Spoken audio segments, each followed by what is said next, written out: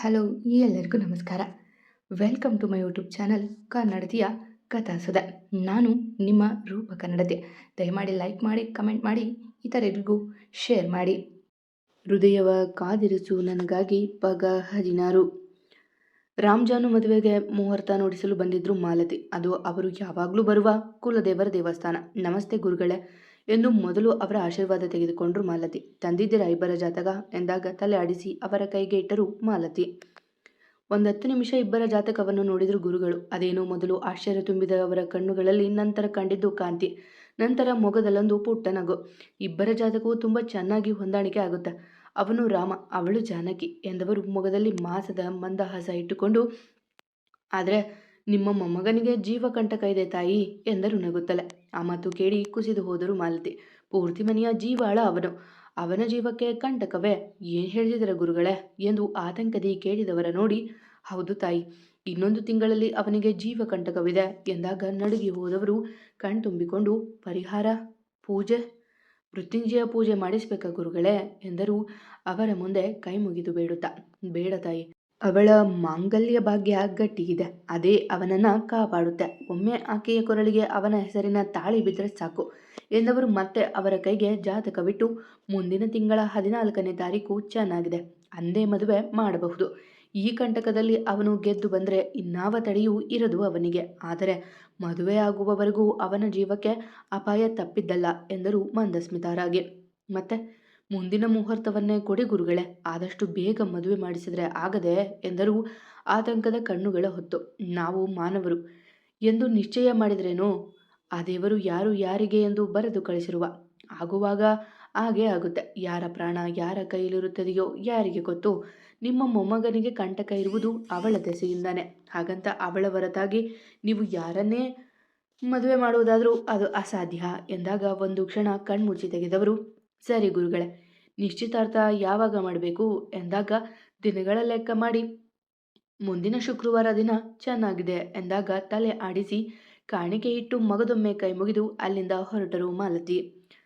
ಅಂದು ಧನಿ ತಾನಾಗೆ ಕಾಲ್ ಮಾಡಿದ್ಲು ಅವಿಗೆ. ಅವನ ಜೊತೆ ಜಗಳ ಅಡಿ ಬಂದಾಗಿನಿಂದ ಅವ ಒಂದು ಬಾರಿಯೂ ಕಲೆ ಮಾಡಿರಲಿಲ್ಲ ಆಕೆಗೆ. ಜೊತೆಗೆ ಅವಳನ್ನು ಮೀಟ್ ಮಾಡಿರಲಿಲ್ಲ. ಅವಳೇ ಅವನ ಮನೆಗೆ ಬಂದರೂ ಮಾತನಾಡಿಸಿರಲಿಲ್ಲ. ಹೇಳಿ ಎಂದ ಕಾಲ್ ರಿಸೀವ್ ಮಾಡಿದ ತಕ್ಷಣ. ಬೇಕೆಂದೇ ಬಿಗುಮಾನ ಮಾಡುತ್ತಿದ್ದ ಹುಡುಗ ತಾನಾಗೆ ಹತ್ತಿರ ಹೋದರೆ ದೂರುವಳಲ್ಲ ಅವಳು. ಎಲ್ಲಿದ್ದೀರಾ ಬಿ ಎಂದಳು ಮೆಲ್ಲಗೆ. ಅವನ ಧ್ವನಿ ಕೇಳಿಯೇ ಅರಿವಾಗಿತ್ತವಳಿಗೆ ಅವನ ಕೋಪ ಕಡಿಮೆ ಆಗಿಲ್ಲವೆಂದು. ಆಫೀಸ್ ಎಂದ ಮತ್ತೆ. ಅವಳೇನೇ ಕೇಳಿದರೂ ಒಂದೇ ಪದದಲ್ಲಿ ಉತ್ತರ ನೀಡಬೇಕೆಂದು ತೀರ್ಮಾನಿಸಿ ಬಿಟ್ಟಿದ್ದನವ. ಸಂಜೆ ನಮ್ಮ ಮಾಮೂಲಿ ಪಾರ್ಕಲ್ಲಿ ಮೀಟ್ ಮಾಡ್ತೀರಾ ಎಂದಳು ಮುದ್ದಾಗಿ. ಅವನಿಗೋ ಕುಣಿದಾಡುವಷ್ಟು ಖುಷಿ, ಆದರೂ ತೋರದೆ ಉಳಿದ ಅವಳಿಗಾಗಿ. ನನಗೆ ಕೆಲಸ ಇದೆ ಎಂದ ಗಂಭೀರವಾಗಿಯೇ. ದಿಸ್ ಇಸ್ ಟೂ ಮಚ್ ಅಬ್ಬಿ, ನೀವು ಬರ್ತಿದ್ದೀರಾ ಅಷ್ಟೆ. ನಾನಾಗಿ ಕೇಳಿದರೂ ಇಷ್ಟೊಂದು ಆ್ಯಟಿಟ್ಯೂಡ್ ತೋರಿಸ್ತಿದ್ದೀರಾ. ನೀವು ಸಂಜೆ 4 ಗಂಟೆ ಬರ್ತಿದ್ದೀರಾ ಅಷ್ಟೆ. ನಾನು ಅಲ್ಲೇ ವೇಟ್ ಮಾಡ್ತೀನಿ, ಬರಲಿಲ್ಲ ಅಂದರೆ ಅಷ್ಟೇ ನೋಡಿ ಎಂದು ಕೋಪದಿ ನುಡಿದು ಕರೆ ತುಂಡರಿಸಿದವಳು. ಕೊಬ್ಬು ಕೊಬ್ಬು ಈ ಹುಡುಗರಿಗೆ, ನಾವಾಗೆ ಅವರ ಹಿಂದೆ ಹೋಗಬಾರ್ದು ಅಂತ ಅದಕ್ಕೆ ಹೇಳೋದು ಎಂದು ಮೂತಿ ತಿರುಗಿಸಿಕೊಂಡು ಕುಳಿತಳು ಸಂಜೆ ಆಗುವುದನ್ನೇ ಕಾಯುತ್ತಾ. ಅತ್ತ ಅವ ಖುಷಿಯಲ್ಲಿ ತೇಲುತ್ತಿದ್ದ. ಅವಳ ಮಾತಿನಲ್ಲಿದ್ದ ಅಧಿಕಾರ ಅರಿತು. ಕೊಬ್ಬು ತೋರಿಸ್ತೀಯ ನನ್ನ ಜೊತೆಗೆ? ನನ್ನ ಧನುನ ನಾನು ಹೇಗೆ ಮ್ಯಾನೇಜ್ ಮಾಡಬೇಕು ಅಂತ ಗೊತ್ತಿಲ್ವಾ? ನಿನ್ನ ಕೋಪ ಹೇಗೆ ತಣ್ಣಗೆ ಮಾಡಬೇಕು ಅಂತ ನನಗೆ ಗೊತ್ತಿಲ್ವಾ ಎಂದು ನಗುತ್ತಾ ಸಂಜೆ 3:30ಕ್ಕೆ ಬಂದು ಬಿಟ್ಟಿದ್ದ ಅಭಿ. ತನ್ನವಳು ಅಷ್ಟು ಕಟ್ಟುನಿಟ್ಟಾಗಿ ಆಜ್ಞೆ ಮಾಡಿದಾಗ ಹೇಗೆ ತಾನೇ ಬರದೆ ಉಳಿಯುತ್ತಾನವ? ಈ ಹುಡುಗಿರೇ ಹೀಗೆ, ನಮಗೆ ಬರೋದಕ್ಕೆ ಹೇಳಿ ಅವರೇ ಲೇಟಾಗಿ ಬರ್ತಾರೆ ಎಂದು ಕುಳಿತಿದ್ದ ಪಾರ್ಕ್ನಲ್ಲಿ. ಅವನ ನಿರೀಕ್ಷೆ ಕೊನೆಗಾಣಿಸಲು ಬಂದಿದ್ದಳು ಧನಿ ಅಲ್ಲಿಗೆ. ಮಂಡಿಗಿನ್ನ ಕೆಳಗಿದ್ದ ಪುಟ್ಟ ಮಿಡಿಗೆ ಕ್ರಾಪ್ ಟಾಪ್ ಹಾಕಿ ಬರುತ್ತಿದ್ದವಳ ನೋಡಿ ಮೈ ಮರೆತು ಬಿಟ್ಟಿದ್ದನವ. ಅಷ್ಟು ಸುಂದರವಾಗಿ ಕಾಣುತ್ತಿದ್ಲು ಅವಳು. ಅಭಿ ಎಂದಳು ನಾಚುತ್ತಾ. ಅವನ ನೋಟ ತನ್ನ ಮೇಲೆ ಇದ್ದದ್ದು ನೋಡಿ ನಾಚುತ್ತಿದ್ದಳು ಹುಡುಗಿ. ಅವನ ನೋಟ ಕಚಗುಳಿ ನೀಡುತ್ತಿತ್ತು. ಹಾ ಎಂದು ಇಹಕ್ಕೆ ಬಂದವ. ಏನೋ ಬರೋದಕ್ಕೆ ಹೇಳಿದ್ದು ಎಂದ ಬಿಗುಮಾನದಿಂದಲೇ. ಇಷ್ಟೊತ್ತು ರೊಮ್ಯಾಂಟಿಕ್ ಲುಕ್ಕಲ್ಲಿ ಇದ್ದವನು ಈಗ ನೋಡು ಒಳ್ಳೆ ಕಮಂಗಿ ಆಡಿತರ ಆಡ್ತಿದ್ದಾನೆ ಎಂದು ಮನದಲ್ಲೇ ಬೈದುಕೊಂಡು ಐ ಆಮ್ ಸಾರಿ ಎಂದಳು ಮೂತಿ ಉಬ್ಬಿಸಿಯೇ. ಯಾಕೆ ಸಾರಿ? ನೀವೆಲ್ಲ ದೊಡ್ಡ ಮನುಷ್ಯರು, ನಮ್ಮ ಬಳಿ ಸ್ನೇಹ ಮಾಡಿದ್ದೇ ದೊಡ್ಡದು. ನೀವು ನಮ್ಮ ಬಳಿ ಕ್ಷಮೆ ಕೇಳೋದಾ ಎಂದ ಎತ್ತಲು ನೋಡುತ್ತಾ. ಅಭಿ, ನಂಗಾಗ ಕೋಪ ಬಂದಿತ್ತು. ಅಣ್ಣ ಈ ವಿಷಯ ನನ್ನಿಂದ ಮುಚ್ಚಿಟ್ಟ ಅಂತ. ನೀವೇ ಹೇಳಿಲ್ಲ ಅಂತ ಬೇಜಾರಾಯಿತು. ಅದಕ್ಕೆ ಕೋಪ ಮಾಡಿಕೊಂಡೆ. ಇವಾಗ ನನ್ನ ಕೋಪ ಹೋಗಿದೆ. ಮಾತಾಡಿ ಎಂದಳು ಮುದ್ದಾಗಿ. ಅವಳ ಮುದ್ದು ಮುಗ ನೋಡಿಯೇ ಅವನ ಕೋಪ ಕರಗಿತ್ತು. ಆದರೆ ನಾಟಕ ಆಡುತ್ತಿದ್ದನವ. ನಿಮಗೆ ಕೋಪ ಬಂದಾಗ ಬೈದ್ರು, ಫ್ರೆಂಡ್ಶಿಪ್ ಬ್ರೇಕಪ್ ಮಾಡ್ಕೊಂಡು ಹೋದ್ರಿ. ಇವಾಗ ಕೋಪ ಇಲ್ಲ ಅಂತ ನನ್ನ ಬಳಿ ಬಂದಿದ್ದೀರಾ ಎಂದು ಒರಟಾಗಿ ನುಡಿದಾಗ ಕಣ್ತುಂಬಿಕೊಂಡ್ಳು ದನಿ. ಅವಳ ಕಣ್ತುಂಬಿದ ಮೇಲೆ ಇವನ ಮಾತುಗಳು ಬರುವುದಾದರೂ ಎಲ್ಲಿ? ಸಾರಿ ಮಾ, ನೀನು ಕೋಪ ಮಾಡ್ಕೊಂಡಿದ್ದೆ ಅಲ್ವಾ, ಅದಕ್ಕೆ ನಾನು ಮಾಡಿದೆ ಅಷ್ಟೆ. ಸಾರಿ ಕಣೋ, ಸಾರಿ ಎಂದ ಅವಳ ಕಣ್ಣೊರೆಸಿದ. ಮತ್ತೆ ನನ್ನ ಮೇಲೆ ಕೋಪ ಮಾಡ್ಕೋಬಾರ್ದು. ನಮ್ಮ ಮನೇಲಿ ಯಾರೂ ನನ್ನ ಮೇಲೆ ರೇಗೋದಿಲ್ಲ. ನೀವು ಕೋಪ ಮಾಡ್ಕೊಂಡ್ರಿ ಎಂದು ಅವನೆಡೆಗೆ ಒರಗಿದವಳು ಪುಟ್ಟ ಮಗುವಿನಂತೆ ಕಂಡಳು ಅವನ ಕಣ್ಣಿಗೆ. ಅಯ್ಯೋ ಧನು, ಸಾಕು ಅಳೋದು. ಐ ಆಮ್ ಸಾರಿ ಆಯಿತಾ.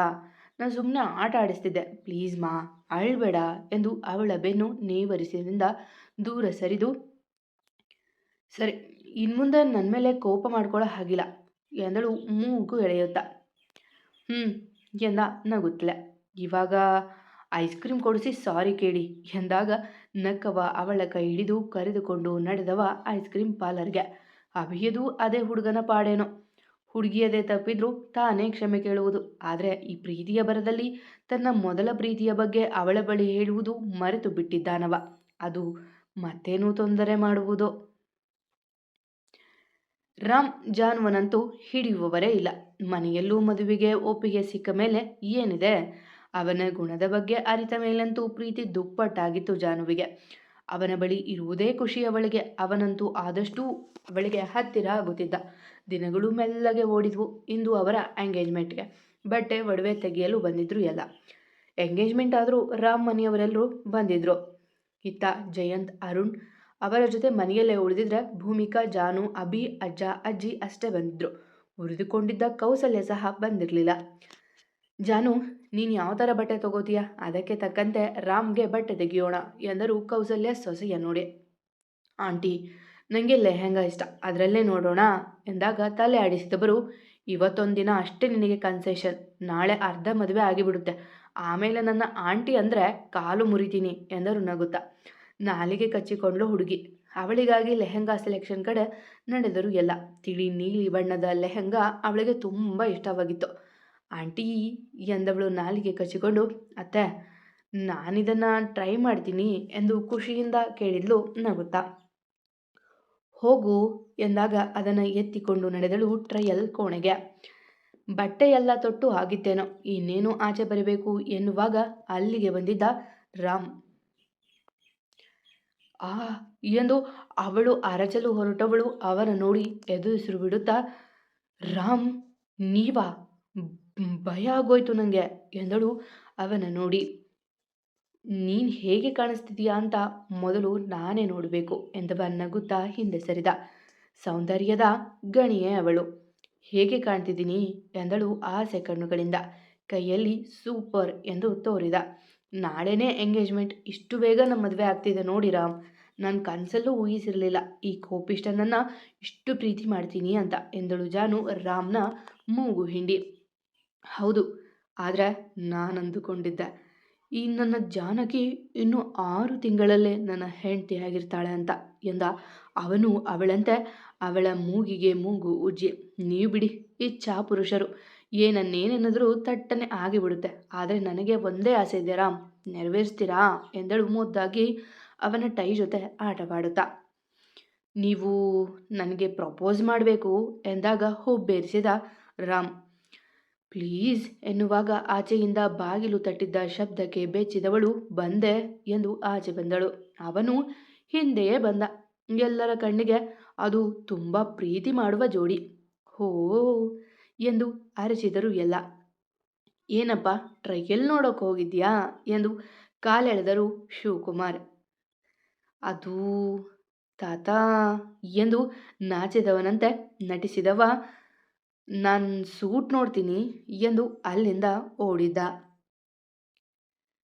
ತುಂಬ ಮುದ್ದಾಗಿ ಕಾಣ್ತಿದೀಯ ಜಾನು, ಸ್ವಲ್ಪ ಫಿಟ್ಟಿಂಗ್ ಮಾಡಿಸ್ಬೇಕು. ಇದು ಓಕೆನಾ ಎಂದಾಗ ತಲೆ ಆಡಿಸಿದವಳು ಬಟ್ಟೆ ಬದಲಾಯಿಸಿ ಬಂದ್ಲು. ಅಷ್ಟರಲ್ಲಿ ರಾಮ್ ತಿಳಿ ನೀಲಿ ಬಣ್ಣದ ಸೂಟ್ ಆರಿಸಿಕೊಂಡಿದ್ದ. ಬಟ್ಟೆ ತೆಗೆದುಕೊಂಡು ಎಲ್ಲ ಅಲ್ಲಿಯೇ ಊಟ ಮುಗಿಸಿ ನಡೆದರು. ಇನ್ನೊಂದು ಜೋಡಿಯ ಪ್ರೀತಿಯು ಮನೆಯವರ ಕಣ್ಣಿಗೆ ಬೀಳದಂತೆ ನಡೆಯುತ್ತಿತ್ತು. ಅಂತೂ ರಾಮ್ ಜಾನು ಕಾಯುತ್ತಿದ್ದ ಗಳಿಗೆ ಬಂದಿತ್ತು. ಬರೀ ಗಳಿಗೆ ಅಲ್ಲ, ಶುಭ ಗಳಿಗೆ. ಇಂದು ರಾಮ್ ಜಾನುವಿನ ನಿಶ್ಚಿತಾರ್ಥ. ಹಬ್ಬ, ಅದೇನು ಸಡಗರ, ಅದೇನು ಸಂಭ್ರಮ. ರಾಮ್ ಮನೆಯವರಿಗೆ ದೊಡ್ಡದಾಗಿಯೇ ಮಾಡಲು ಆಸೆ. ಜೊತೆಗೆ ಅಭಿ ಸಹ ಒಬ್ಬಳೆ ತಂಗಿಯ ನಿಶ್ಚಿತಾರ್ಥ ಅದ್ಧೂರಿಯಾಗೇ ಮಾಡಬೇಕು ಎಂದಾಗ ಖುಷಿಯಿಂದ ಒಪ್ಪಿದ್ರು ಎಲ್ಲ.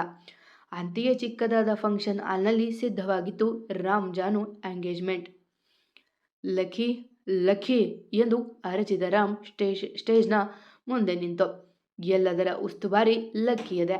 ಅಗ್ರಜನ ಮದುವೆ ಎಂದು ಉತ್ಸಾಹದಿಂದ ಇದ್ದಾನವ.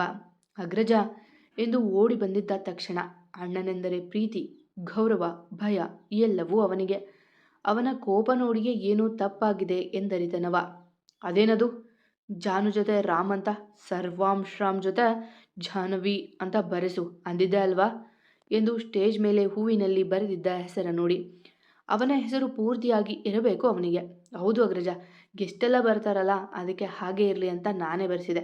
ಸ್ವೀಟ್ ಆ್ಯಂಡ್ ಶಾರ್ಟ್ ಎಂದ ಮೆಲ್ಲಗೆ. ಈಗ ರಾಮ್ನ ಕೋಪ ತಮ್ಮನ ಮೇಲೆ. ನಾನು ಎಷ್ಟು ಹೇಳ್ತೀನೋ ಅಷ್ಟು ಕೇಳೋದಕ್ಕಾಗೋದಿಲ್ವ ನಿಂಗೆ? ಯಾವಾಗ ನೋಡಿದ್ರೂ ಇದೇ ಮಾಡ್ತೀಯ. ಪೂರ್ತಿ ಹೆಸರು ಬೇಕಂತ ಹೇಳಿರಲಿಲ್ವಾ ಎಂದು ರೇಗಿದಾಗ ಬೆಚ್ಚಾದ ಲಕ್ಕಿ ಎಲ್ಲವನ್ನೂ ಅದೆಷ್ಟು ಆಸ್ಥೆಯಿಂದ ತಯಾರಿಸಿದ್ದ ತಾನೇ ಮುಂದೆ ನಿಂತು. ಒಂದು ಚಿಕ್ಕ ತಪ್ಪಿಗೆ ಕೆಲಸದವರ ಮುಂದೆಯೇ ಬೈದು ಬಿಟ್ಟನಲ್ಲ. ಎಲ್ಲರೂ ಅವನನ್ನೇ ನೋಡುವಾಗ ಬೇಸರಗೊಂಡವ. ಸಾರಿ ಅಗ್ರಜ, ಚೇಂಜ್ ಮಾಡೋಕ್ಕಾಗುತ್ತಾ ಕೇಳ್ತೀನಿ ಎಂದು ತಲೆ ತಗ್ಗಿಸಿಯ. ಕೇಳು ಮೊದಲು, ಇನ್ನೇನು ಗೆಸ್ಟ್ ಎಲ್ಲ ಬರ್ತಾರೆ ಎಂದಾಗ ಅಲ್ಲಿಂದ ನಡೆದಲಕ್ಕೆ. ಅವನು ಅತ್ತ ಹೊರಟಂತೆ ಆಗಷ್ಟೇ ಬಂದ ದಯಾನಂದ್. ಇಲ್ಲಿ ನಿಂತ್ಕೊಂಡು ಏನು ಮಾಡ್ತಿದೀಯೋ ಮಗನೇ? ಎಂಗೇಜ್ಮೆಂಟ್ ನಿಂದೆ, ನಡಿ ಬೇಗ ರೆಡಿ ಆಗು ಎಂದು ಅವನ ಕೈ ಹಿಡಿದು ರೂಮಿಗೆ ಕರೆದುಕೊಂಡು ಹೋಗಿ ಬಿಟ್ರು. ಅಭಿ ಸಹ ಎಲ್ಲವನ್ನು ಮತ್ತೊಮ್ಮೆ ಪರೀಕ್ಷೆ ಮಾಡುತ್ತಿದ್ದ. ತಂಗಿಯ ಪ್ರೀತಿ, ತಂಗಿಯ ನಿಶ್ಚಿತಾರ್ಥ, ಯಾವುದೇ ಕೊರತೆ ಬರಬಾರದು ಎಂಬ ಬೇಡಿಕೆಯೂ ಅವನದು. ಧನಿಯ ಧ್ವನಿ ಕೇಳಿದಾಗ ಆತ ನೋಡಿದ. ತಿಳಿ ಗುಲಾಬಿ ಬಣ್ಣದ ಸ್ಲೀವ್ಲೆಸ್ ಗೌನ್ ಹಾಕಿದ್ದಾಳೆ ಹುಡುಗಿ. ಎಂದೂ ಕೇವಲ ಮಾಡರ್ನ್ ಬಟ್ಟೆ ಹಾಕುವವಳು ಇಂದು ತುಂಬ ಮುದ್ದಾಗಿ ಕಾಣುತ್ತಿದ್ಲು. ಅವಳ ನೋಡಿ ಮನಸ್ಸು ತುಂಬಿಕೊಂಡವ ಕೆಲಸದತ್ತ ಗಮನ ಕೊಟ್ಟ. ಅವಳ ಮನೆಯವರೆದುರು ಮಾತನಾಡಲಾಗದಲ್ಲ. ಇಟ್ಟ ಮುಹೂರ್ತ ಸಮೀಪವಾದಾಗ ಎಲ್ಲ ಒಬ್ಬೊಬ್ಬರಾಗಿ ಬರುತ್ತಿದ್ರು. ರಾಮ್ ಮನೆಯವರೆದ್ದಿಗೂ ಕಾಲು ನೆಲದ ಮೇಲೆ ಇಲ್ಲ. ರಾಮು ಮದುವೆಗೆ ಒಪ್ಪಿದ್ದು ಒಂದು ಖುಷಿ, ಆದರೆ ಮುದ್ದಾದ ಸೊತೆ ಮನೆ ತುಂಬುತ್ತಿರುವುದು ಮತ್ತೊಂದು ಖುಷಿ ಅವರಿಗೆ. ಇನ್ನು ಅರುಣ್ ಕಲ್ಯಾಣಿ ಹೊರತುಪಡಿಸಿ ಜಾನು ಮನೆಯವರು ಸಡಗರ ತೋರುತ್ತಿದ್ರು. ಅಷ್ಟೇನೂ ಶ್ರೀಮಂತರಾಗದೆ ಹೋದರೂ ಮಗಳ ಮದುವೆಯ ಬಗ್ಗೆ 1000 ಕನಸು ಕಟ್ಟಿ ಹಣ ಕೂಡಿಟ್ಟಿದ್ದಾರೆ ಜಯಂತ್.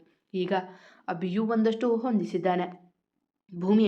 ಭೂಮಿ ನಿನ್ನ ಮಗಳು ರೆಡಿ ಆದ್ಲ ನೋಡು, ಪುರೋಹಿತರು ಬಂದ್ರು ಎಂದರು ಕುಸುಮ ಕುಳಿತಲ್ಲಿಂದಲ. ಕುಸುಮ ಮತ್ತೆ ಮಾಲತಿ ಅವರನ್ನ ಪೂಜೆ ನಡೆಯುವ ಬಳಿ ಕೂರಿಸಿದ್ರು. ಆಯ್ತು ಅತ್ತೆ ಎಂದು ಓಡಿದರು ಭೂಮಿಕಾ. ಇತ್ತ ಆಗಿನಿಂದ ಮಂಕಾಗಿ ಕೂತಿದ್ದ ಮಾಲತಿ ಅವರ ನೋಡಿದ ಕುಸುಮ, ಏನಾಯ್ತು ಮಾಲತಿ, ಯಾಕೋ ಮಂಕಾಗಿದ್ದೀರಾ ಎಂದಾಗ ತಲೆ ಕೊಡವಿಕೊಂಡವರು, ಏನಿಲ್ಲ, ಹಾಗೆ ಏನೋ ಯೋಚನೆ ಅಷ್ಟೆ ಎಂದು ಸುಮ್ಮನೆ ಕುಳಿತರು. ಭೂಮಿ ಅವರು ಹೆಣ್ಣಿಗೆಂದೇ ಮೀಸಲಿದ್ದ ಕೋಣೆಗೆ ಬಂದಾಗ ತಯಾರಾಗಿದ್ದ ಜಾಹ್ನವನ್ನ ಲಘುವಾಗಿ ಮೇಕಪ್ ಮಾಡುತ್ತಿದ್ರು ಬ್ಯೂಟಿಷಿಯನ್ಸ್. ಮಗಳ ನೋಡುತ್ತಾ ಬಳಿ ಬಂದವರು, ತುಂಬ ಮುದ್ದಾಗಿ ಕಾಣ್ತಿದೀಯಾ ಬಂಗಾರ, ನಂದೇ ದೃಷ್ಟಿ ತಾಗುತ್ತೆ, ರೆಡಿಯೇ ಆಗಿದೆಯಾ ಎಂದಾಗ ತಲೆ ಆಡಿಸಿದವಳು, ಬರಬೇಕಾ ಅಮ್ಮ ಇವಾಗ ಎಂದಳು ಎದ್ದು ನಿಂತು.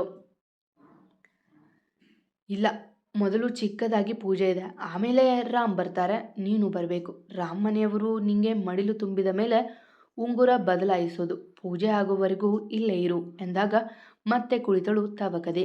ತನ್ನವ ಹೇಗೆ ಇದ್ದಾನೆ ಎಂದು ನೋಡಬೇಕಿದೆ ಅವಳೀಗ.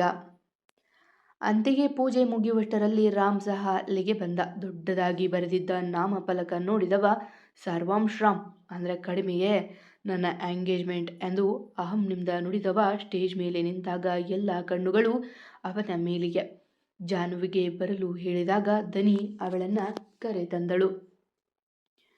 ತಾನೇ ಖುದ್ದಾಗಿ ಆರಿಸಿಕೊಂಡಿದ್ದ ನೀಲಿ ಬಣ್ಣದ ಲೆಹಂಗಾದಲ್ಲಿ ಬಹು ಮುದ್ದಾಗಿ ದೇವತೆಯಂತೆ ಕಾಣುತ್ತಿದ್ದಾಳೆ ಅವಳು.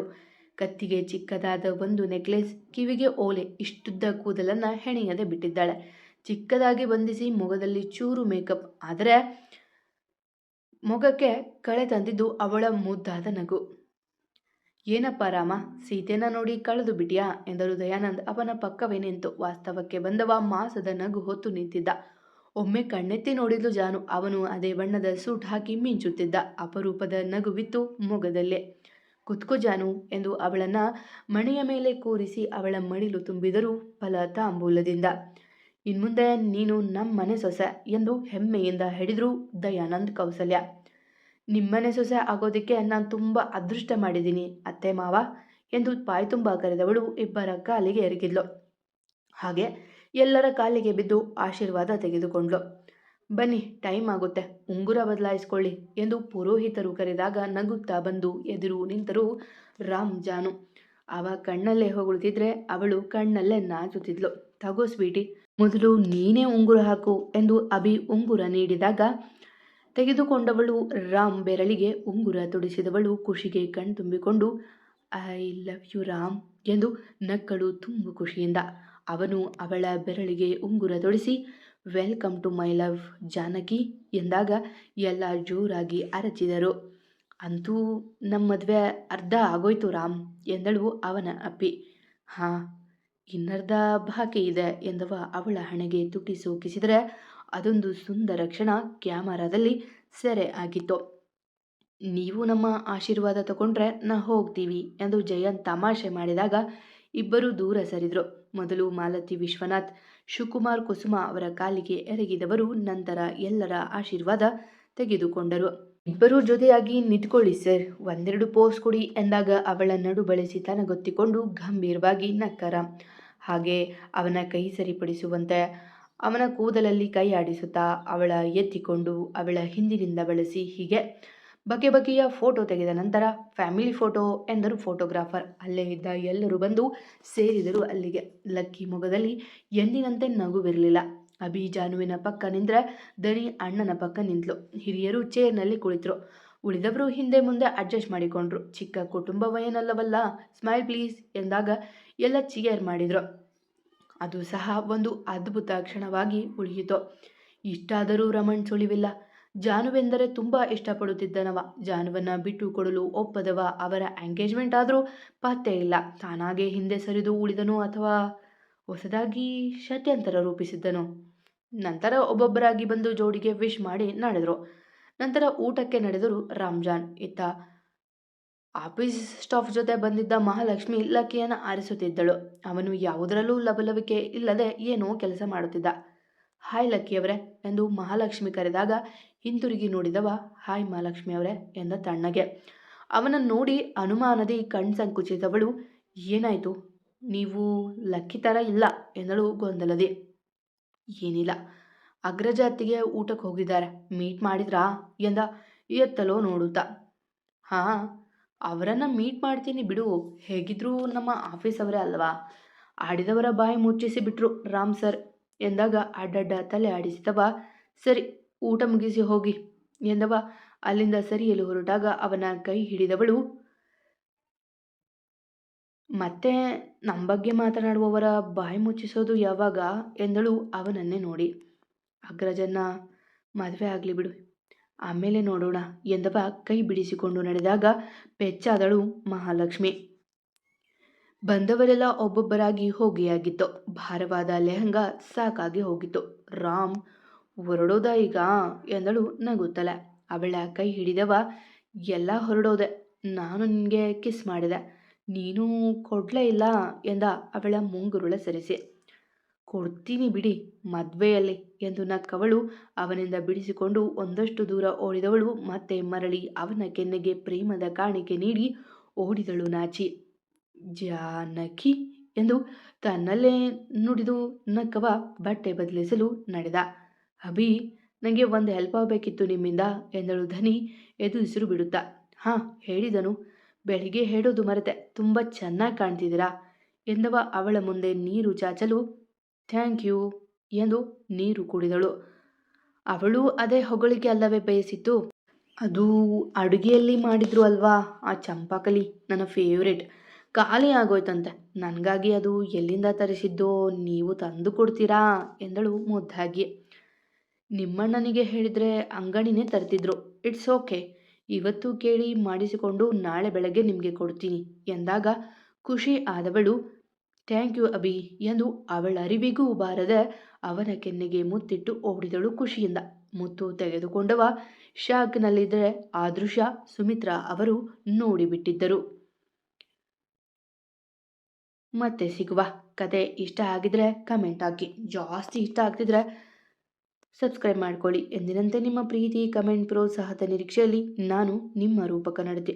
ಕತೆ ಕೇಳ್ತೀರಾ, ಆದರೆ ಕಮೆಂಟೇ ಮಾಡ್ತಿಲ್ಲಪ್ಪ. ನೀವು ಜಾಸ್ತಿ ಕಮೆಂಟ್ ಹಾಕಿದರೆ ಮಾತ್ರ ಡೈಲಿ ಎಪಿಸೋಡ್ ಬರುತ್ತೆ, ಇಲ್ಲಾಂದರೆ ನಾನು ಡೈಲಿ ಎಪಿಸೋಡ್ ಹಾಕೋದಿಲ್ಲ, ಆಯಿತಾ? ಪ್ರೀತಿಯಿಂದ ಕತೆ ಕೇಳಿರೋ ಪ್ರತಿಯೊಬ್ಬರಿಗೂ ನನ್ನ ತುಂಬ ಹೃದಯದ ಧನ್ಯವಾದಗಳು.